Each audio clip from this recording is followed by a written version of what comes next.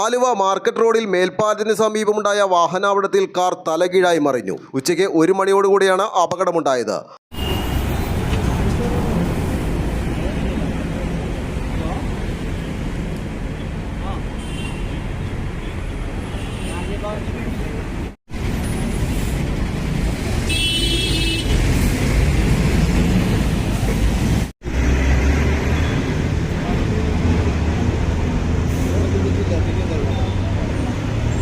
അങ്കമാലിയിൽ നിന്നും കളമശ്ശേരി ഭാഗത്തേക്ക് പോയിരുന്ന കാറിന് പിന്നിൽ മിനി ലോറി ഇടിച്ചതിനെ തുടർന്ന് നിയന്ത്രണം നഷ്ടപ്പെട്ട കാർ സമീപത്തെ വൈദ്യുതി തൂണിലിടിച്ച് തലകീഴായി മറിയുകയായിരുന്നു. കാർ ഡ്രൈവർ പരിക്കുകളില്ലാതെ രക്ഷപ്പെട്ടു.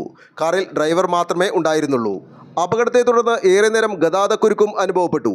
ഉടൻ പോലീസും ഫയർഫോഴ്സും സ്ഥലത്തെത്തി അപകട സ്ഥലത്തു നിന്നും കാർ ക്രെയിൻ ഉപയോഗിച്ച് മാറ്റി ഗതാഗതം പുനഃസ്ഥാപിച്ചു. ആലുവ ലൈവ് ന്യൂസിന് വേണ്ടി സിദ്ദീഖ് കാരക്കാടിനൊപ്പം സനൂപ് കളമശ്ശേരി.